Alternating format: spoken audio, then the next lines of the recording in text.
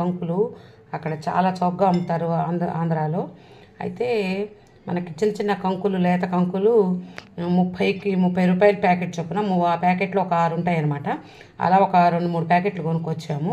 ఇగో అన్నీ చక్కగా ఒలిచి ఇలా నానేసానన్నమాట. మార్నింగు నానేసి ఇట్లా కచ్చపిచ్చ రుబ్బి పెట్టుకున్నా. చూసారు కదా. ఇగో దీనిలో కొంచెం జీలకర్ర వేసాను.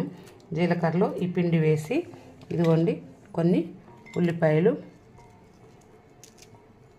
ఇదిగోండి కొన్ని ఉల్లిపాయలు వేస్తున్నాను.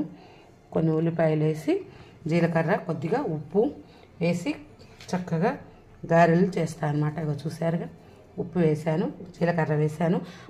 రుబ్బేటప్పుడే పచ్చిమిరపకాయలు కూడా వేసాను, ఒక 5-6 పచ్చిమిరపకాయలు. అదండి ఇప్పుడు గారె చేసి చూపిస్తాను. చూడండి, నూనె నేను పల్లి నూనె వాడతాను, ఏ నూనె వాడనండి.